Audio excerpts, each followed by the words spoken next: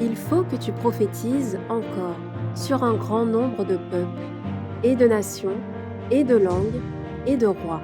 Apocalypse 10, verset 11. Telle est la mission que nous avons accepté de remplir jusqu'à ce que la terre soit éclairée de la gloire de Dieu.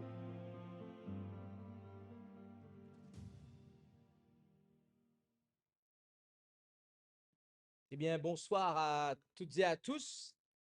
Je tiens à saluer ceux qui nous ont rejoints également aussi et qui nous suivent en direct. Euh, Bienvenue à chacun et merci pour votre participation.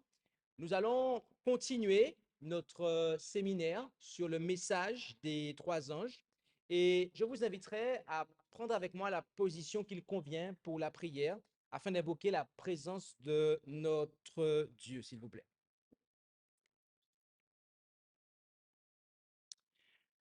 Notre Dieu, notre Père céleste, nous voulons te remercier pour ce moment que tu nous accordes.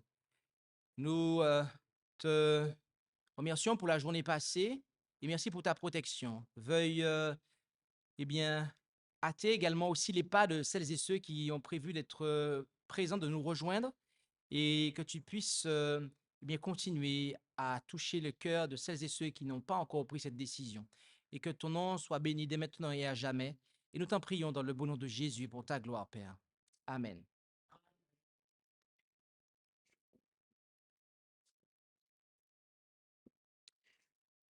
Notre séminaire a pour titre le message des trois anges, n'est-ce pas?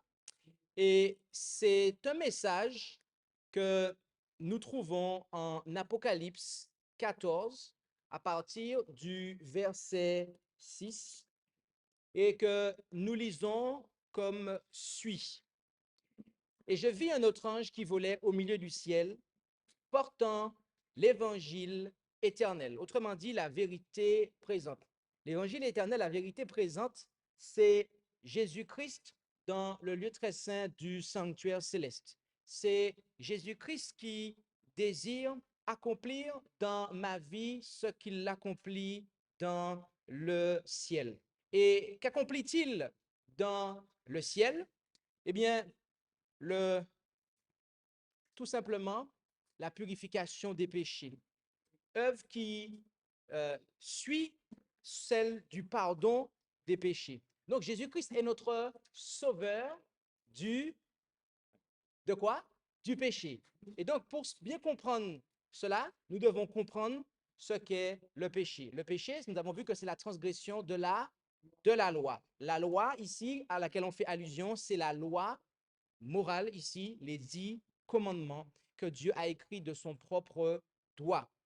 Et il porte l'évangile éternel pour l'annoncer à ceux qui habitent sur la terre, à toute nation et tribu et langue et peuple, en disant d'une voix forte, craignez Dieu, craignez Dieu. Que signifie craindre Dieu? Est-ce avoir peur de lui? Non, mais c'est eh bien, révérer, respecter sa volonté, volonté qui est inscrite dans les 10 commandements. Ainsi, de manière à bien comprendre eh bien, de quoi Jésus nous sauve et de manière à pouvoir comprendre ce qu'est la crainte de Dieu, nous devons avoir une juste compréhension des 10 commandements. Et c'est pour ça que nous avons entamé une étude approfondie des 10 commandements. Et jusqu'ici, nous avons étudié du commandement numéro 1 jusqu'au commandement numéro 6. Et nous avons vu que les 4 premiers commandements se rapportent à nos devoirs envers Dieu et les 6 autres se rapportent à nos devoirs et obligations envers notre semblable.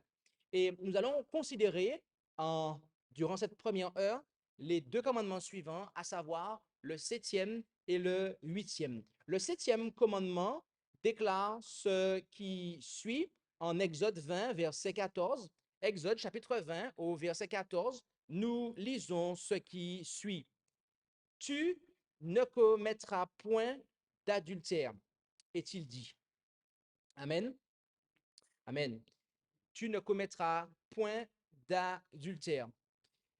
Comme nous l'avons souligné hier, Le sixième, le septième et le huitième commandement ne sont composés que de deux mots dans le texte original hébreu, à savoir, premièrement, un adverbe de négation, suivi, deuxièmement, d'un verbe. Et ces trois commandements, notons qu'ils n'ont pas d'objet. De ce fait, l'étude approfondie du verbe employé est l'une des clés pour bien comprendre la signification du commandement. Et le terme qui est traduit par commettre adultère en Exode 20, verset 14, vient du verbe hébreu naaf.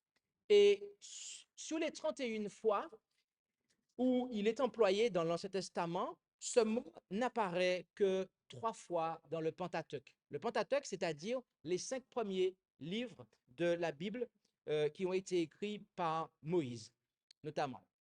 Une première fois, lors de la promulgation du Décalogue, en Exode 20, verset 14, une fois lors de la répétition par Moïse en Deutéronome 5, verset 18, et une fois en Lévitique 20, verset 10, que je vous invite à prendre avec moi. Lévitique chapitre 20 au verset 10, où il est dit ce qui suit. Si un homme commet adultère avec la femme d'un autre, s'il commet adultère avec la femme de son prochain, l'homme et la femme adultères seront punis de mort. Ce verset nous apprend 3 choses. Premièrement, l'adultère concerne tant l'homme que la femme. Oui, le fait que le septième commandement n'ait pas d'objet montre qu'il s'applique tant aux hommes qu'aux femmes. Voyez-vous, si les scribes et les pharisiens de Jean 8, verset 3 avaient été de véritables observateurs de la loi, ils auraient dû amener à Jésus non seulement la femme, mais aussi l'homme avec qui elle fut surprise en adultère, car l'homme était aussi concerné que la femme. La deuxième chose que ce verset nous apprend, Lévitique 20, verset 10, c'est que ceux qui se rendent coupables d'adultère, le texte dit qu'ils méritent la mort. Voyez-vous, bien que Dieu ne demande plus à son peuple, à son Église, d'appliquer la peine de mort, cette dernière demeure néanmoins celle que méritent les adultères. Car voyez-vous, Romains 6, verset 23, nous dit que le salaire du péché, c'est la mort. Et plus loin, dans cette étude, nous verrons de quelle mort s'agit-il à notre époque. Troisièmement, l'adultère est contraire au mariage, car le verset nous parle d'un homme commettant adultère avec la femme du prochain. Arrêtons-nous un instant ici, s'il vous plaît. L'adultère est interdit par la loi de Dieu, car il est contraire au mariage. Or, si la loi de Dieu interdit ce qui est contraire au mariage, cela implique donc que le mariage est lui-même régi par la loi de Dieu. Autrement dit, le mariage est une union légale. Ainsi, une juste compréhension de cette union légale est nécessaire pour comprendre les implications du septième commandement. C'est pour cela que je vous invite à considérer avec moi l'institution de cette union légale en Genèse chapitre 2, versets 23 et 24. Genèse 2, versets 23 et 24, où nous lisons ce qui suit. Et Adam dit, celle-ci enfin est os de mes os et chair de ma chair. Celle-ci sera nommée femme, en hébreu, Isha, car elle a été prise de l'homme, en hébreu, Ish. C'est pourquoi l'homme laissera son père et sa mère et s'attachera à sa femme, et ils seront une seule chair. Bien-aimés, le texte nous dit que l'homme quittera son père et sa mère et s'attachera à sa femme, n'est-ce pas? C'est au singulier. Est-ce que Dieu a établi le mariage polygamique? Non, non. Et pourtant, on voit que cela est répandu. Et j'ai observé que cela est répandu en Afrique, malheureusement. Je ne sais pas en Guinée si ça a été légalisé, le mariage polygamique, mais on peut aller jusqu'à 4 femmes en Guinée. Oh, oh. Eh bien, je tiens à dire que cela n'est pas la volonté de Dieu. C'est entre un homme et une femme. Entre un homme et une femme. Cela, voyez-vous, est très clair. Si le salaire du péché d'adultère qui est contraire à la loi de Dieu est la mort, vous comprenez et vous comprendrez alors pourquoi il ne peut pas en être autrement de l'homosexualité. En Lévitique 18, verset 22, le mariage homosexuel, le mariage de même sexe, bibliquement parlant, n'est pas, eh bien, d'après la Bible, selon la volonté de Dieu. Et là, je tiens à dire que je ne condamne ici personne. Simplement, je ne fais que présenter ce que la parole de Dieu dit. La parole de Dieu, elle ne condamne personne, mais elle condamne des pratiques qui ne sont pas en conformité avec la volonté de Dieu. De ce fait, Dieu nous invite, si nous avons des pratiques contraires à sa volonté, à nous repentir. Et il nous le dit parce qu'il nous aime. Qui est celui qui opéra cette union légale? Qui est celui qui prononça le verset 24? Jésus nous dit que c'est le législateur, le créateur, en Matthieu 19, versets 4 et 5. Voyez-vous, lorsque le législateur divin acte l'union d'un homme et d'une femme, celle-ci devient alors légale, c'est-à-dire conforme à la loi, de sorte qu'aucun homme ne doit séparer ce que Dieu a uni. C'est ce que Jésus nous dit en Matthieu 19, verset 6. Et d'après l'apôtre Paul, Dieu légalise également ou prend acte de l'union des incroyants, tel qu'on peut le voir en 1 Corinthiens 7, versets 12 et 13. Autrement dit, lorsqu'il y a des hommes et des femmes qui se marient et qui n'ont pas la connaissance de Dieu et qui se marient uniquement au civil, eh bien, Dieu prend acte de ce mariage, en fait. C'est un mariage aux yeux de Dieu. Lorsque le législateur acte l'union d'un homme et d'une femme, croyant ou non, celle-ci devient alors légale, c'est-à-dire conforme à la loi, de sorte qu'aucun homme ne doit séparer ce que Dieu a uni. Mais voyez-vous, la mort n'est pas un homme. Et c'est pour cela que la mort est à cause du péché qui est entré dans ce monde, la seule chose qui normalement est censée mettre un terme à cette union. En effet, Romains 7, versets 1 à 3 nous dit, frères, ne savez-vous pas, car je parle à des personnes qui connaissent la loi, que la loi n'a de pouvoir sur l'homme que pendant qu'il est en vie. En effet, la femme qui est mariée est liée par la loi à son mari tant qu'il est vivant. Mais si le mari meurt, elle est dégagée de la loi du mari. Si donc, durant la vie de son mari, elle épouse un autre homme, elle sera appelée adultère. Mais si son mari meurt, elle est affranchie de la loi, de sorte qu'elle n'est point adultère si elle épouse un autre homme. Voyez-vous, un homme et une femme sont légalement unis pour la vie, c'est-à-dire jusqu'à ce que la mort les sépare. Autrement dit, il n'y a que la mort qui doit légalement dissoudre cette union.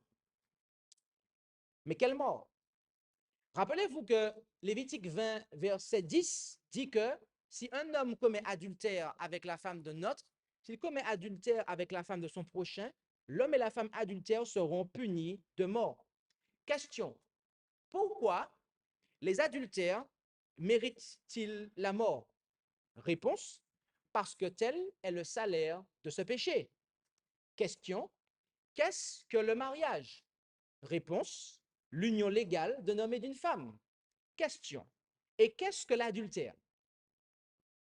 Réponse, le péché mortel dissolvant l'union légale d'un homme et d'une femme. Et c'est pourquoi nous lisons ce que Jésus déclara en Matthieu 19 au verset 9. Mais je vous dis que quiconque répudiera sa femme, si, autrement dit, sauf si ce n'est pour cause d'adultère, et en épousera une autre, commet un adultère. Et celui qui épousera celle qui a été répudiée commet aussi un adultère. Avez-vous remarqué la conjonction de coordination ici? Le mot si. Que signifie cette conjonction de coordination? Eh bien, que l'homme, pour reprendre les sexes qui sont employés ici, eh bien que l'homme ayant subi l'adultère de sa femme peut légalement épouser une autre femme sans être lui-même adultère. L'homme victime d'adultère est ici contextuellement le même que celui de Lévitique 20, verset 10. Et ce que nous venons de dire ici mérite d'être souligné, voyez-vous, car beaucoup de chrétiens sincères pensent qu'un homme ou qu'une femme ayant été victime de l'adultère de son conjoint, eh bien, n'a pas le droit de pouvoir se remarier. Et est-ce que vous savez d'où vient cette croyance? D'où vient cette croyance, en fait? Eh bien, d'une institution religieuse qui interdit à ses ministres de se marier, à savoir l'Église catholique romaine. Voyez-vous, une déclaration, dans une déclaration de l'un de ses responsables, il a été dit que la chose suivante. Ce qu'il faut savoir sur le mariage chrétien chez les catholiques, Abbé Jacob Yoda, et c'est un Africain. L'adultère est une infidélité et se trouve en contradiction avec la fidélité liée au mariage. Par conséquent, il est un manquement grave au caractère sacramentel du mariage. Comme dans toute situation de péché, l'Église condamne le péché d'adultère qui constitue un poison pour le lien sacré du mariage. Mais en aucun cas, elle ne condamne les auteurs d'un tel péché, se référant pour cela à l'attitude de Jésus lui-même. Moi non plus, je ne te condamne pas. Va désormais, ne pêche plus. Jean 8, verset 11. C'est pourquoi l'Église a la conviction, l'Église catholique romaine, que malgré la gravité du péché d'adultère et le désastre qu'il engendre, il ne saurait heureusement avoir raison du lien matrimonial. C'est pourquoi le lien matrimonial demeure malgré l'adultère.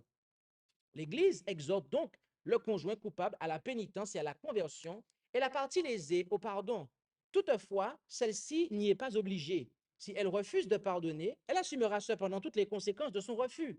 En effet, si la partie lésée dans cette affaire ne juge pas nécessaire de pardonner, elle ne peut non plus obtenir de l'Église la rupture de leur lien. Tout au plus, son refus de pardonner peut entraîner une séparation de son corps, mais ne peut rompre le lien matrimonial. En effet, dans la séparation de corps, le lien de mariage reste intact.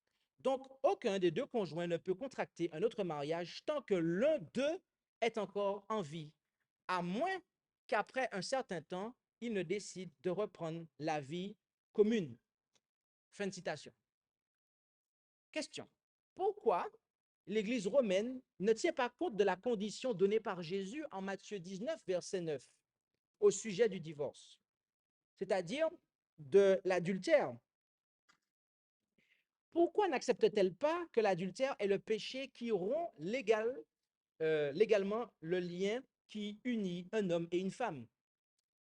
Eh bien, c'est tout simplement parce qu'elle devra admettre que son adultère spirituel donna à Jésus le droit de la répudier, c'est-à-dire de lui donner une lettre de divorce. En effet, en Jérémie 3, versets 6 à 10, nous lisons ce qui suit.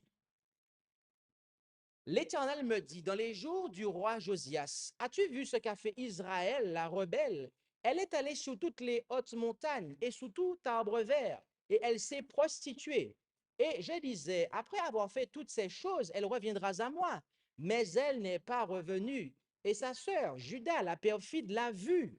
Et j'ai vu que, quoique j'eusse répudié, autrement dit, donné une lettre de divorce, que j'eusse répudié Israël, la rebelle, à cause de tous ses adultères, et que je lui eusse donné sa lettre de divorce, cependant sa sœur Judas, la perfide, n'en a point eu de crainte, mais elle s'en est allée et s'est aussi prostituée. Par le bruit de sa prostitution, elle a souillé le pays, elle a commis adultère avec la pierre et le bois, et malgré tout cela, sa sœur Judas, la perfide, n'est pas revenue à moi de tout son cœur, mais elle l'a fait avec mensonge, dit l'Éternel. Bien-aimé, il est assez manifeste que Dieu lui-même, arrivé à un moment, il met un terme à son soutien d'une église qui le trompe par son idolâtrie. Et c'est pour cela, en fait, que l'église catholique romaine a cette compréhension vis-à-vis du mariage? C'est parce que elle sait que si elle doit admettre que l'adultère rompt les liens du mariage, eh bien, elle devra admettre que son adultère spirituel, c'est-à-dire le fait qu'elle n'est pas fidèle à la parole de Dieu, donne à Jésus-Christ le droit de prendre une autre église, en fait. Et donc, si vous pensez toujours que l'homme ayant subi l'adultère de sa femme n'a pas le droit de divorcer et de prendre une autre femme, eh bien, vous devriez alors retourner dans l'église de Rome, car elle serait encore l'église du Christ. Et quoi qu'elle fera, elle sera toujours l'église du Christ, puisque l'adultère, d'après ce qu'il est dit, ne romprait pas le lien du mariage. Et oui, il faut être logique. Rappelez-vous que Jésus, pour nous expliquer les liens qu'il y a entre lui et son église, il prend des termes, des illustrations propres au mariage, en fait. Sauf qu'on a vu à l'instant dans Jérémie 3, versets 6 à 10, que lorsqu'il y a infidélité, au bout d'un moment, le Seigneur y met un terme à la relation, en fait. Parce qu'il est jaloux, en fait. Au bout d'un moment, il met un terme à la relation, en fait. Si vous pensez toujours que ayant, l'homme ayant subi l'adultère de sa femme commet un adultère en épousant une autre femme, vous devriez alors conclure que Christ a commis un adultère spirituel quand il a répudié l'Église juive et après elle, l'Église romaine, ainsi que toutes les églises protestantes qui, comme les deux précédentes, s'adonnèrent à l'adultère spirituel avec le monde. En enseignant que l'union légale demeure malgré l'adultère et que de ce fait, l'époux lésé doit pardonner, autrement il doit rester célibataire, l'Église de Rome confirme son dogme exprimé dans les paroles de la prière disant « Je crois à la Sainte Église catholique ». Ce qui implique qu'en dépit de son infidélité, l'Église catholique romaine a toujours été et restera toujours l'Église du Christ et que ce dernier, ayant besoin d'une Église sur terre, est tenu de lui pardonner indéfiniment et de la conserver comme étant son Église. Et Jésus et la femme adultère, me direz-vous, il lui a bien dit, va et ne pêche plus. Voyez-vous, à ce propos, nous pourrions dire beaucoup de choses sur cette situation. Mais ce que je m'apprête à vous dire, je pense, devrait suffire. Il est vrai que l'adultère n'est pas un péché impardonnable, mais il faut aussi être aussi très clair sur la chose suivante, c'est que les conséquences de l'adultère, elles, sont irréversibles. Rappelez-vous que le terme traduit par commettre adultère en Exode 20, verset 14, vient du verbe hébreu naaf. Et je ne vous l'ai pas dit au début de cette présentation sur le septième commandement, mais naaf signifie commettre adultère, rompre le lien du mariage. Et il en est de même en français. Adultère vient du verbe adultérer, qui signifie modifier en falsifiant, altérer, corrompre. Autrement, l'apôtre n'aurait jamais déclaré ce que nous lisons en 1 Corinthiens 6, verset 16, où il nous est dit ce qui suit. Ne savez-vous pas que celui qui s'unit à la prostituée est un même corps avec elle, car il est dit, les deux deviendront une seule chair. Donc, un homme qui est marié, il va voir une prostituée, qu'est-ce qui se passe? Il devient une seule chair avec elle, en fait. Sauf qu'au moment où il devient une seule chair avec elle, qu'est-ce qui se passe, en fait? Il a lié ce qui le lie à sa femme, en fait. Donc, les conséquences, oui, sont irréversibles. Le lien a été rompu, en fait. J'aimerais vous prendre une illustration. Vous avez deux villes. Deux villes. Est-ce qu'en Guinée, ici, il y a en fait deux villes qui sont unies par un pont, en fait? Ça existe ici à Conakry? Est-ce qu'il y a des ponts, en fait, qui relient deux parties, en fait? Oui? Donc, OK. Donc, là où nous on dort, apparemment, entre ici et Dixine, voilà, il y a un pont, en fait, qui relie deux parties de Conakry. D'accord. Et vous avez donc les habitants qui sont, disons, à l'est et les habitants qui sont à l'ouest, du pont en fait, d'accord? Ils se trouvent de part et d'autre du cours d'eau, parce que le pont, il engendre un cours d'eau, j'imagine. Et Le pont sert à quoi, en fait? À pouvoir communiquer, à pouvoir avoir un lien, en fait. Mais un jour, les habitants du côté est, ils décident de détruire le pont, en fait. D'accord? Et les habitants du côté ouest, ils observent ça un jour, que le pont est détruit et que les habitants du côté est ont détruit le pont. Et ils disent, OK, on vous pardonne d'avoir détruit le pont, en fait. Et ils peuvent pardonner, effectivement, pour les habitants du côté est d'avoir détruit le pont, mais il n'en demeure pas moins, en fait, que quand bien même ils pardonnent les habitants du côté est d'avoir détruit le pont est détruit, en fait. Vous comprenez? Le pont n'existe plus, en fait. Comme Jésus l'a expliqué, l'adultère est un péché qui dissout le lien du mariage, c'est-à-dire l'union légale qui unit un homme et une femme. Mais pas que, car sous le plan relationnel, ce péché dissout également le lien de confiance qui doit exister entre l'homme et la femme. Amos 3, verset 3, nous dit, deux hommes marchent-ils ensemble sans être convenus? Dans le texte original, le mot homme n'existe pas, donc ces deux marchent-ils ensemble sans être convenus? Ce peut être un homme et un homme et une femme, soit dans une relation de mariage ou dans une relation de partenariat business, d'entreprise. Que répondrez-vous à cette question? Je pense que c'est assez clair. Il faut qu'il y ait un accord pour pouvoir marcher ensemble. Le deuxième ange d'Apocalypse 14, l'ange d'Apocalypse 18, versets 2 et 3, ainsi que l'autre voix du verset 4 annonce que le système d'adultère spirituel nommé Babylone est tombé et que le peuple de Dieu doit s'en séparer. Mes amis, je crois qu'il est temps véritablement de laisser le vin de Babylone concernant la question du mariage.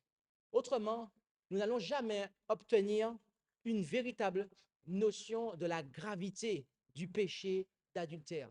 Car j'ai pris mon temps de vous expliquer ça pour vous montrer à quel point c'est un péché qui est grave en fait. Et en plus de détruire le lien du mariage, l'adultère détruit également ce qui s'y adonne. En Proverbe 6, verset 20, nous lisons ce qui suit. Mon fils, garde le commandement de ton père et n'abandonne point l'enseignement de ta mère.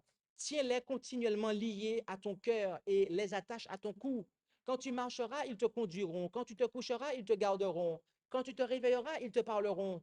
Car le commandement est une lampe, l'enseignement est une lumière, et les corrections propres à instruire sont le chemin de la vie.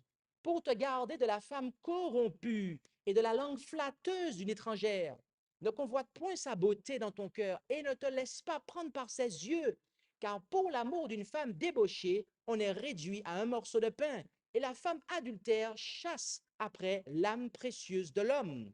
Quelqu'un peut-il prendre du feu dans son sein sans que ses habits brûlent? Quelqu'un marche-t-il sur la braise sans que ses pieds soient brûlés? Il en est de même pour celui qui entre vers la femme de son prochain. Quiconque la touchera ne sera point impuni. On ne laisse pas impuni le voleur qui ne dérobe que pour se rassasier quand il a faim. Et s'il est surpris, il rendra 7 fois autant. Il donnera tout ce qu'il a dans sa maison. Mais celui qui commet adultère avec une femme est dépourvu de sens. Celui qui veut se perdre fera cela. Il trouvera des plaies et de l'ignominie, et son opprobre ne sera point effacé. Car la jalousie du mari est une fureur, et il sera sans pitié au jour de la vengeance. Il n'aura égard à aucune rançon et n'acceptera rien. Quand même, tu multiplieras les présents.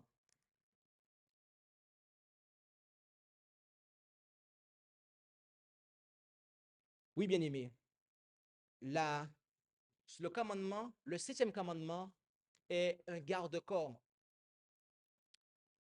Qu'est-ce qu'un garde-corps? C'est une rambarde, une barrière en fait, qui protège, qui vous empêche au cas où si vous trébuchiez de tomber dans le précipice. Certains voient les barrières comme une manière de restreindre leur liberté. Mais c'est pour ça qu'ils aiment à franchir les barrières. Sauf que lorsqu'il y a une barrière, c'est justement pour nous protéger. Et beaucoup, beaucoup, trop nombreux malheureusement, franchissent cette barrière que le Seigneur a placée. Et leur vie spirituelle s'en trouve, eh bien, amoindrie. Oui, il arrive malheureusement parfois que l'un des deux conjoints décide de franchir le garde-corps du sixième commandement. Je ne prendrai pas le temps de vous présenter que ceux qui s'adonnent à l'adultère seront jugés, d'après Malachie 3, verset 5, et déclarés impropres à hériter le royaume de Dieu, d'après 1 Corinthiens 6, verset 9. Ce qui explique pourquoi ils expérimenteront la seconde mort, d'après Apocalypse 21, verset 8. Cependant, je prendrai le temps de vous présenter comment Dieu souhaite protéger le mariage. En effet, en édictant le septième commandement, disant tu ne commettras point d'adultère, le Créateur et législateur a entouré cette institution d'un garde-corps afin de la préserver. Ce garde-corps, qui est une solide installation visant à sécuriser le mariage et à maintenir la tentation à l'écart, se compose de 4 matériaux. Et voilà les 4 matériaux, bien-aimés, pour protéger le mariage. Premièrement, protéger son esprit. Jésus révéla que l'adultère prend naissance dans le cœur, c'est-à-dire les pensées. En effet, en Matthieu 5, verset 27, il est dit, 27 et 28, vous avez entendu qu'il a été dit aux anciens, tu ne commettras point d'adultère. Mais moi, je vous dis que quiconque regarde une femme pour la convoiter a déjà commis une adultère avec elle dans son cœur. Et étant donné que notre pensée se nourrit de ce que nos yeux lui propose, nous devons, deuxièmement, prévenir la tentation. En quoi? En refusant à nos yeux certains spectacles.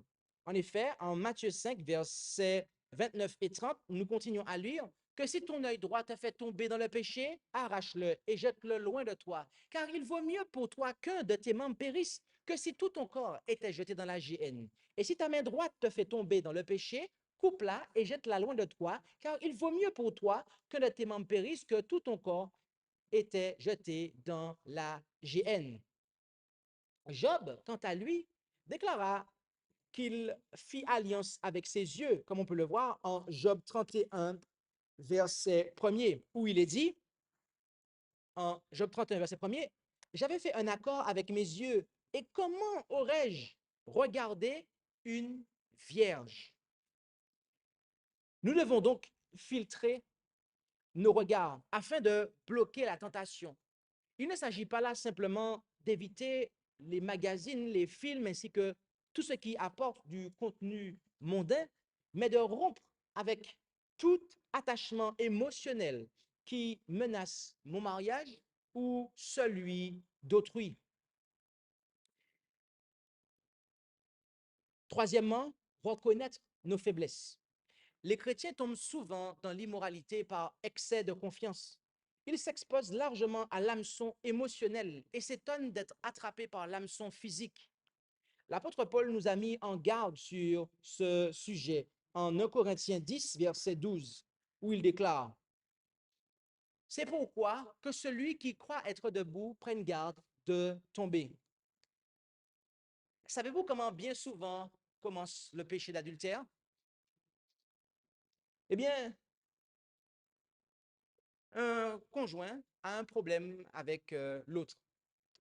Disons que c'est le mari. Le mari a un problème avec sa femme. Ils ont des difficultés. Et il y a une sœur dans l'église ou bref, dans le voisinage, eh bien, à qui il va aller raconter son petit chagrin, les problèmes qu'il a avec sa femme et combien il en souffre, etc. Et alors qu'il est en train de faire ça, qu'est-ce qui s'opère? Eh bien, la femme est en train de prendre pitié pour lui, en fait. Elle a de la sympathie pour lui. Et en fait, il y a un lien qui se crée entre eux. Et alors que ce lien est en train de se créer entre eux, eh bien, cet homme-là est en train de se détacher de sa femme, en fait. Et son affection se porte sur cette femme-là, en fait. Et elle-même aussi, son affection, cette nouvelle femme se porte sur lui, en fait. Et alors, ils sont en fait dans un piège émotionnel. Il y a eu, pour ainsi dire, un vol des sentiments qui a été opéré par cela, en fait. Dans certains cas, cela est accidentel. L'homme ne savait pas qu'il arriverait jusque-là s'il racontait ses chagrins d'amour à une sœur d'église ou à une voisine du quartier.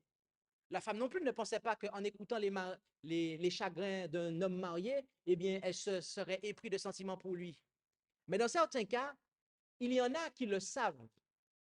Il y en a qui le savent, en fait, et qui font exprès de le faire, de manière à voler les sentiments, en fait.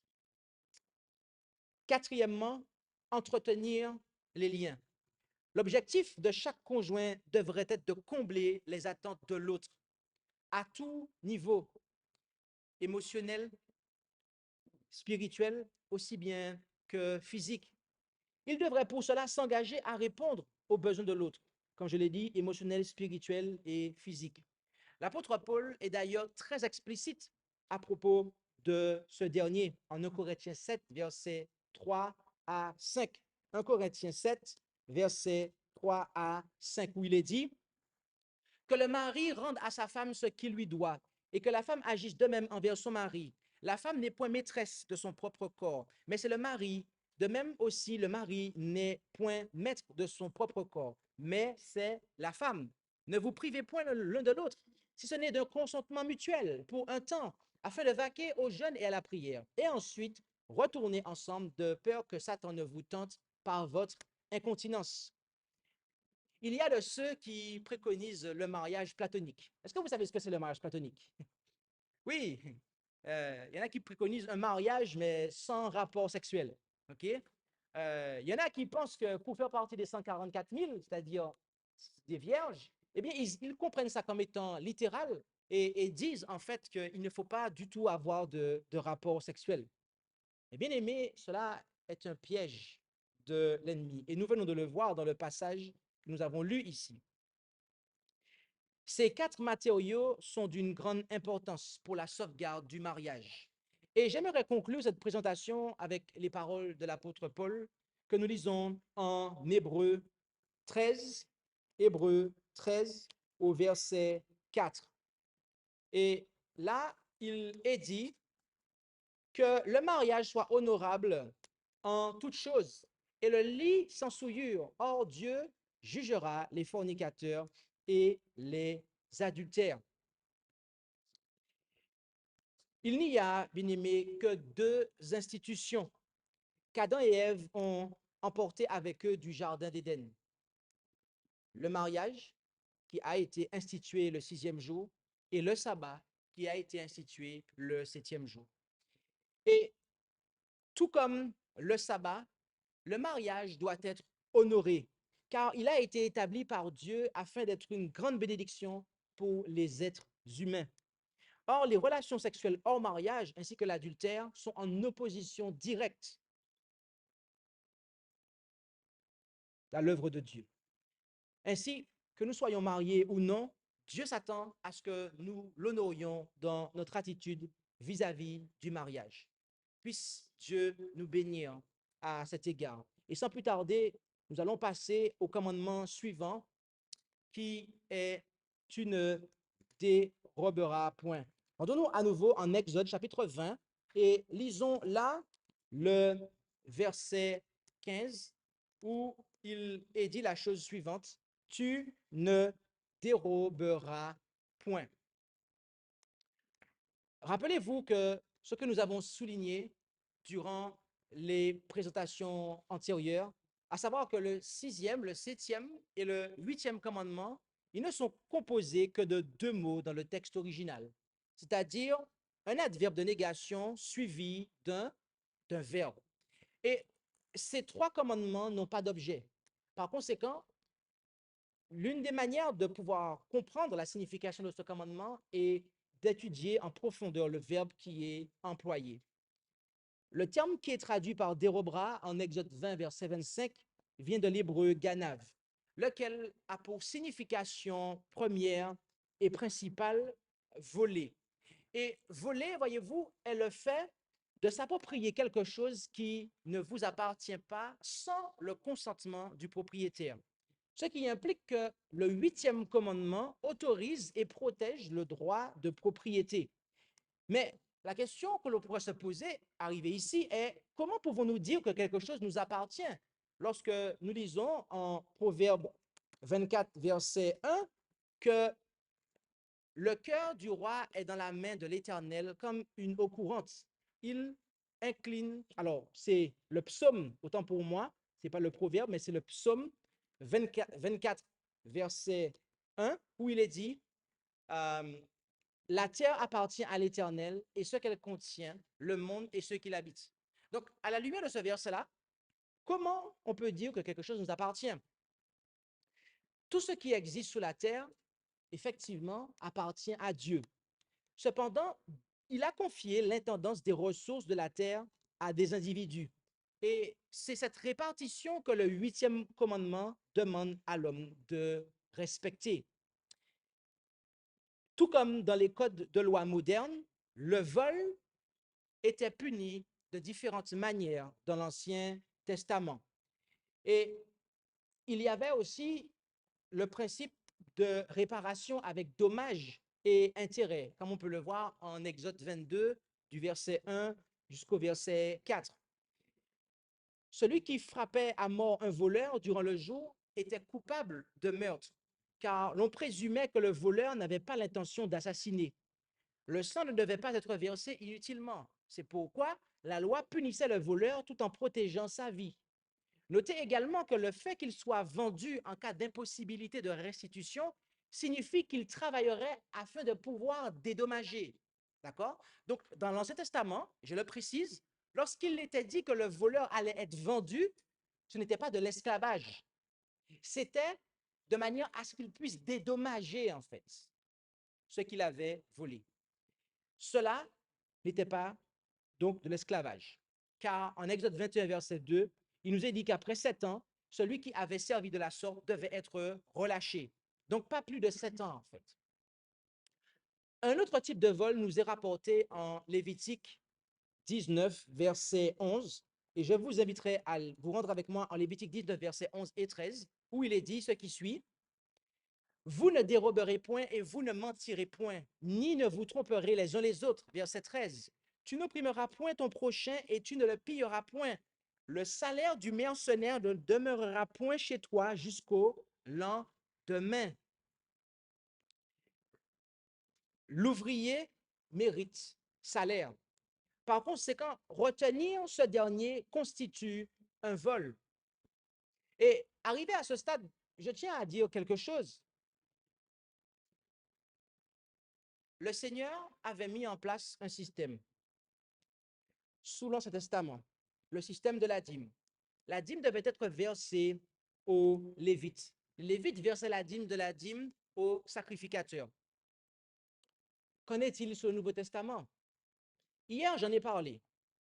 Jésus-Christ est souverain sacrificateur selon l'ordre de Melchisédek et non pas selon l'ordre d'Aaron. Par conséquent, le système de la dîme reste valable. Maintenant, la question est, Jésus-Christ est au ciel. Il est souverain sacrificateur. Donc, comment peut-on verser la dîme? Rappelez-vous que dans le sanctuaire terrestre, il n'y avait pas que le souverain sacrificateur qui travaillait. Il y avait des sacrificateurs et des Lévites. Jésus-Christ, comment Pierre l'appelle-t-il?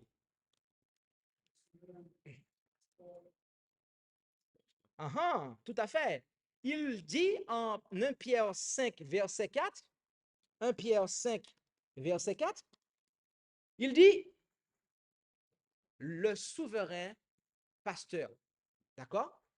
Donc, Jésus-Christ, il est le souverain pasteur. Très bien. Maintenant, est-ce que l'Écriture nous dit qu'il y a des sous-bergers qui travaillent pour lui sur la terre? Rendons-nous en Jérémie, Jérémie 23, et lisons cela. J'établirai sur elles des pasteurs qui les paîtront. Elles n'auront plus de crainte ni d'épouvante, et il n'en manquera aucune, dit l'Éternel, en parlant de ses brebis. Donc, l'Écriture est clair à ce propos. Maintenant, j'aimerais prendre un passage, 1 Corinthiens 9, à partir du verset 13.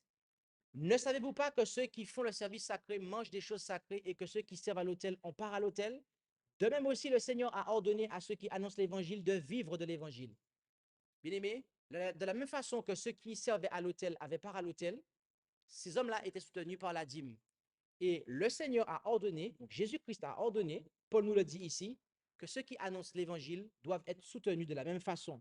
Et au verset 15, Paul dit, je n'ai usé d'aucun de ces droits. Donc c'est un droit en fait. Dites-moi, lorsque vous ne respectez pas le droit d'un ouvrier, qu'est-ce que c'est en fait? C'est? Il va se rebeller? En fait, vous violez la loi en fait. Parce que ce qui garantit un droit, c'est quoi en fait? C'est quoi? Dites-moi. C'est la loi en fait. La loi garantit aussi les droits. Parce qu'on apprend ça en éducation civique. La liberté des uns s'arrête ou commence celle des autres en fait. Donc, s'il y a un droit, c'est qu'il y a une loi derrière. Et il y en a qui disent qu'il n'y a pas de loi qui régit ça en fait.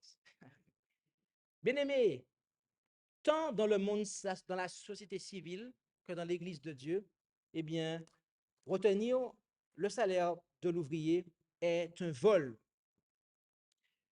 Le commerce n'est pas épargné par le 8e commandement. Et je tiens aussi à préciser que chercher à augmenter son profit de façon trompeuse et malhonnête est aussi visé par ce commandement. En effet, en Proverbe 11, verset 1, il est dit, la balance fausse est en abomination à l'Éternel, mais le poids juste, lui, est agréable. Oui, il y a parfois des gens qui faussent les mesures. Ils trafiquent la balance de manière à ce qu'elle puisse afficher plus de grammes pour faire payer plus cher. Il y a des fois aussi qui vous font payer à la tête. D'accord? Quand je viens en Afrique, j'évite de tenir la bourse parce que je sais très bien que les gens, ils vont me faire payer plus cher parce que je suis un homme de couleur blanche, pour ainsi dire.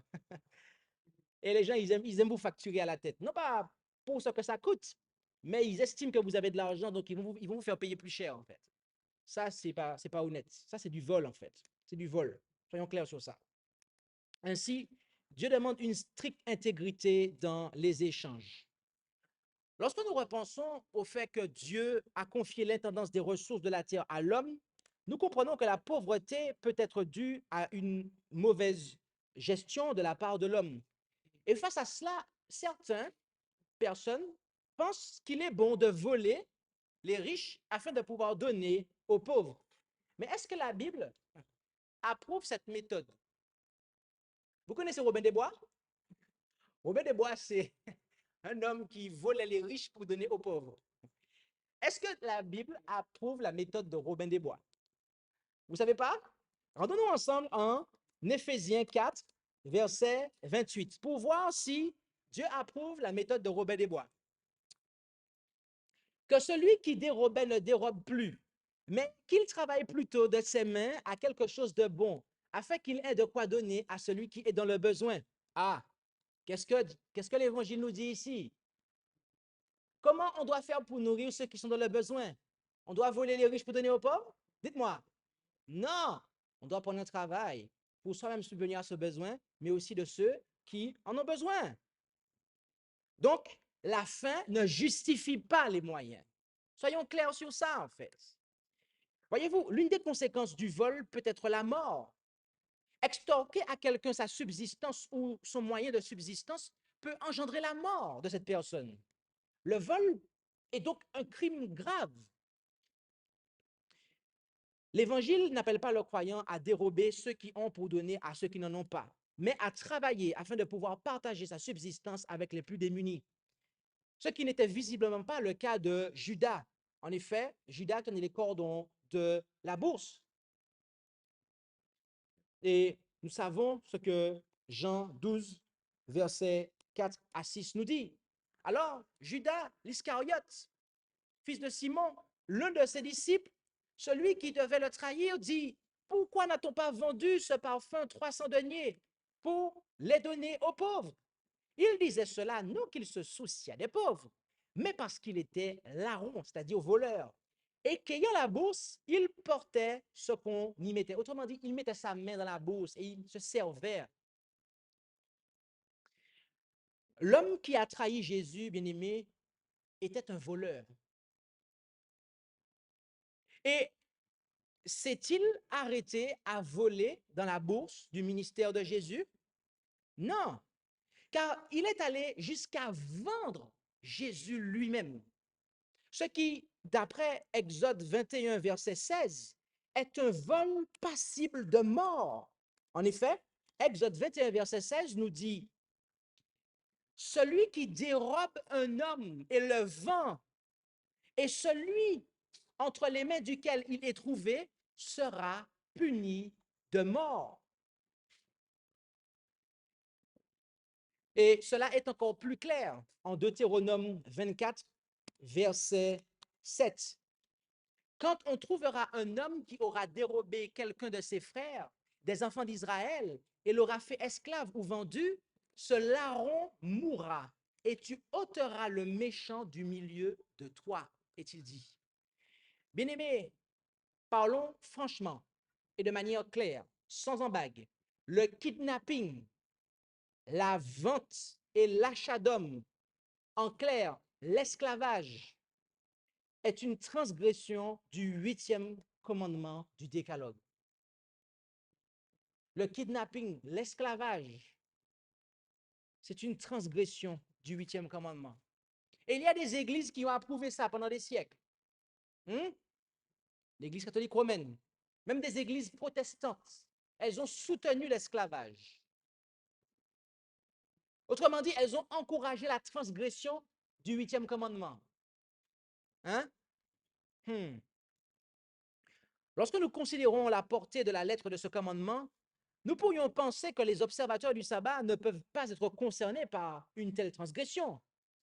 Mais ce n'est pas ce que nous lisons en Amos 8, versets 4 à 6, où il nous est dit ce qui suit.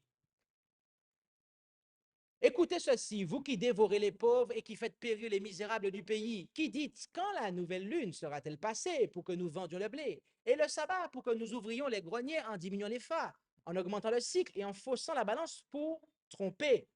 Nous achèterons les misérables pour de l'argent et le pauvre pour une paire de souliers, et nous vendrons la criblure du froment. L'ensemble du chapitre 8 du livre du prophète Amos nous indique clairement que le contexte de ces paroles est la fin du temps de grâce. Alors que Christ s'apprête à terminer son intercession dans le lieu très saint du sanctuaire céleste, se pourrait-il que nous soyons trouvés transgresseurs de la lettre du 8e commandement? Si tel est le cas, nous devons mettre un terme à notre iniquité par la justice. Maintenant, il se pourrait que nous n'ayons jamais dérobé, que nous n'ayons pas commis de vol avec effraction, pas de malversation ou d'altération des mesures afin d'augmenter notre profit, pas de kidnapping, pas de vente ou d'achat d'hommes, en clair, pas d'esclavage, et que nous n'avons rien à nous reprocher quant à la lettre de la loi. Mais sachez une chose, c'est que la loi est spirituelle. Et elle est tellement spirituelle qu'elle concerne aussi le fait de dérober les sentiments, les émotions d'autrui. En effet, en 2 Samuel 15, du verset 1 à 6, nous lisons ce qui suit. Après cela, Absalom s'équipa de chars et de chevaux, et il avait 50 hommes qui couraient devant lui. Et Absalom se levait de bon matin et se tenait au bord du chemin de la porte. Et il se présentait un homme ayant quelque affaire pour laquelle il venait en justice devant le roi. Absalom l'appelait et lui disait, de quelle ville es-tu? Et s'il répondait, ton serviteur est de l'une des tribus d'Israël, Absalom lui disait, vois, ta cause est bonne et droite, mais tu n'as personne pour t'écouter de la part du roi. Et Absalom disait, que ne m'établit-on juge dans le pays? Tout homme qui aurait un procès ou une affaire à juger viendrait vers moi et je lui ferais justice. Et si quelqu'un s'approchait pour se procéder devant lui et lui tendait la main, il le prenait et le baisait. Absalom faisait ainsi à tous ceux d'Israël qui venaient vers le roi pour avoir justice. Et Absalom, dit le texte, gagnait le cœur des hommes d'Israël. Le terme traduit par gagner au verset 6 vient de l'hébreu ganav. Le terme même qui est à l'origine du mot dérobera en Exode 20, verset 15. En fait, outre celui de voler, ganav a également pour sens celui de tromper. Et c'est manifestement ce à quoi s'était livré Absalom pour que les hommes d'Israël se rallient à sa cause. Autrement dit, il était ici en train de voler leurs sentiments, en fait. Et est-ce que vous avez vu les méthodes qu'il a employées? Je peux vous le relire. Qu'est-ce qu'il faisait? Lorsque les gens venaient le voir, il leur disait, ah, ta cause est juste, mais tu n'as personne pour t'écouter. Autrement dit, il le flattait, en fait. Oui, il flattait la personne. Et après, il se mettait en avant, en fait, de manière à pouvoir voler les sentiments des gens, en fait. Aujourd'hui encore, des personnes sont la cible de commérages parce qu'elles sont enviées. Et voyez-vous, comme les envieux ne peuvent pas être ce que sont les personnes qu'elles envient, elles se livrent à toutes sortes de techniques pour dérober la réputation de leur cible. Nous transgressons le 8e commandement toutes les fois où nous nous livrons à des commérages ou à des techniques de manipulation ayant pour but de priver autrui de sa bonne réputation et de son caractère. Et ce degré de vol est celui qui précède le degré le plus subtil dont nous parle Jérémie 23, verset 30, où nous lisons ce qui suit. C'est pourquoi, voici, dit l'Éternel, j'en veux aux prophètes qui se dérobent mes paroles l'un à l'autre, est-il dit. Notez ce que le texte nous dit ici, et nous allons mettre de l'éclairage dans tout ça. Notez ce que le texte nous dit ici, que il y avait des hommes qui dérobaient la parole de l'Éternel. En lisant ce verset, nous sommes tentés de croire qu'il s'agit d'un plagiat prophétique respectant les paroles de l'Éternel. Mais si tel était le cas, le contexte ne nous aurait jamais clairement indiqué qu'il s'agit de faux prophètes. En réalité, ces prophètes revêtaient leur faux message d'espérance avec le langage des vrais prophètes, de manière à tromper le peuple. Ils disent, par exemple, que aujourd'hui, que Dieu est une trinité, car l'esprit de prophétie déclare que, eh bien, il s'agit de la troisième personne de la divinité. Par conséquent, eh bien, l'organisation n'a pas apostasié. Ils disent encore que, eh bien, dans le ciel, il n'y a pas de lieu très saint du sanctuaire céleste, ou que Jésus-Christ ne fait pas l'expiation.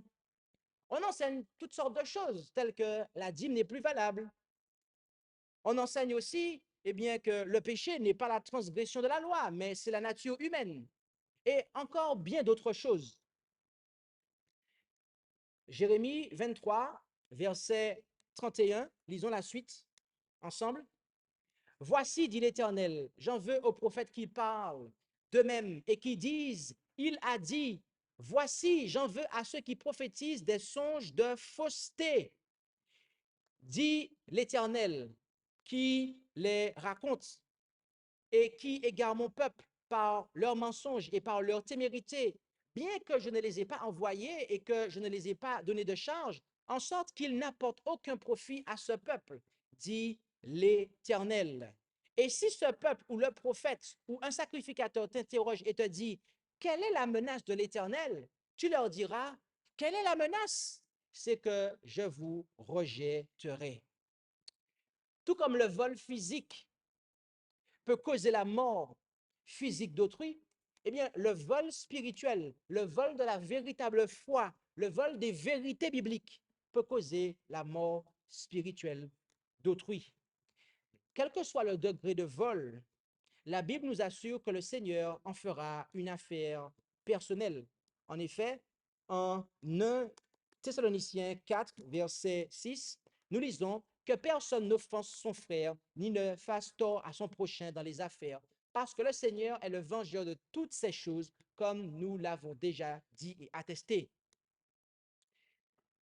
Et pour celles et ceux qui auront persévéré dans la transgression des commandements de Dieu, qui se seront enfoncés dans les ténèbres, eh bien, il faut savoir que le jour du Seigneur viendra à eux comme un voleur. Oui, les voleurs eux-mêmes seront surpris par la venue du Seigneur. Pour eux, le retour de Jésus sera comme un voleur. On peut le voir en 1 Thessaloniciens 5, versets 1 à 4. Bien-aimés, plaise à Dieu que nous soyons trouvés, eh bien, fidèles, en respectant ce qui appartient à autrui, tant matériellement que émotionnellement et spirituellement. Plaise à Dieu que nous ne soyons pas tentés d'apporter de faux messages au peuple de Dieu, c'est-à-dire d'être des faux prophètes. Prions le Seigneur ensemble pour terminer cette présentation.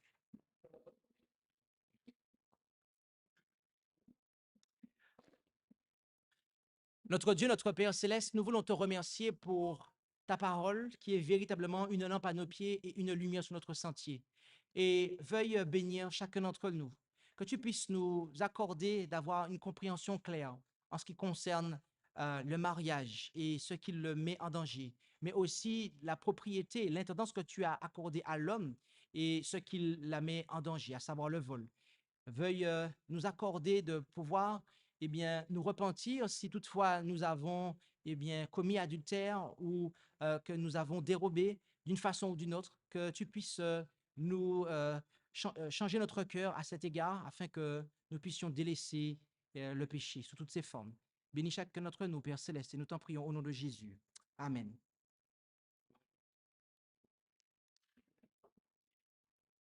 Est-ce que vous avez des questions par rapport à cette présentation dans laquelle nous avons parlé du 7e et du 8e commandement? N'hésitez pas. Alors, je vais faire l'effort de voir à travers la lumière qui m'éblouit. Je pense que je peux voir les mains levées. Si vous la laissez lever assez longtemps, je la verrai.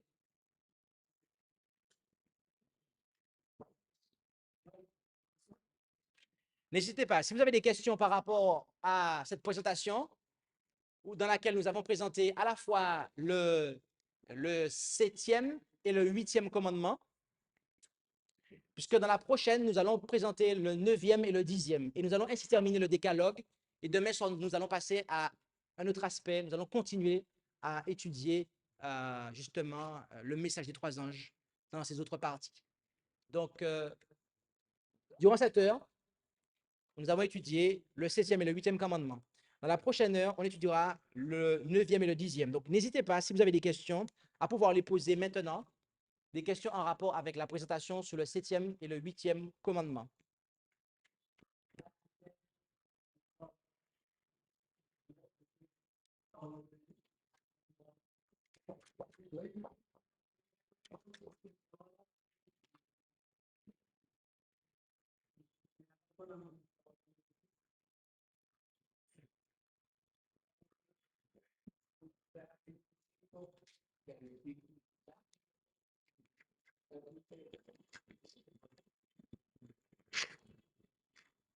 Il n'y a pas de questions? Alors, tu me diras, Raphaël, pour savoir si on passe à la prochaine présentation ou pas. Tu me diras s'il y a des questions ou pas pour qu'on passe à la prochaine présentation.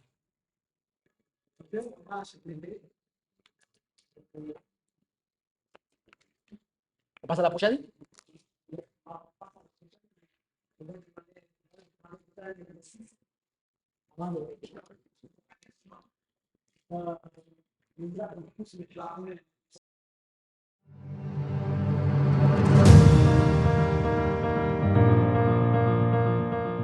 Merci d'avoir écouté cette présentation. Si vous souhaitez prendre part à la mission que Jésus-Christ confia à notre Église, contactez-nous via les coordonnées présentes sur la page à propos de notre chaîne YouTube.